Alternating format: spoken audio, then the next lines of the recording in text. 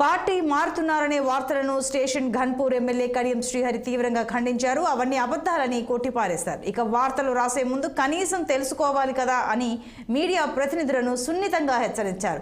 కేసీఆర్ నివాసం వద్ద మీడియాతో చిట్చాట్ చేసిన కడియం నేతలతో నేరుగా మాట్లాడి వివరణ అడిగి వార్తలు రాయాలని హితవు పలికారు. తనపై కొందరు విలువలు లేకుండా అబద్ధపు ప్రచారాలు చేస్తున్నారన్న ఆయన ప్రతి ఒక్క పార్టీ నాయకుడిని కార్యకర్తను కాపాడుకుంటామని తెలిపారు.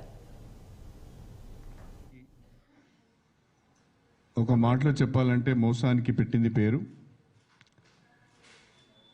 ప్రజలను మోసం చేయడము, ఉచిత హామీలు ఇవ్వడము, అధికారంలోకి వచ్చిన తర్వాత వాటిని మర్చిపోవడము, ప్రజలను ఎత్తిన భస్మాసుర హస్తం పెట్టడము ఈ కాంగ్రెస్ పార్టీకి అలవాటే. 6 గ్యారంటీలలో 13 హామీలు ఉన్నాయి. మేనిఫెస్టోను కలుపుకుంటే, డిక్లరేషన్లు కలుపుకుంటే 420 హామీలు ఉన్నాయి.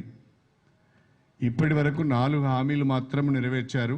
అది కూడా పూర్తి స్థాయిలో హామీలను నెరవేర్చలేదు.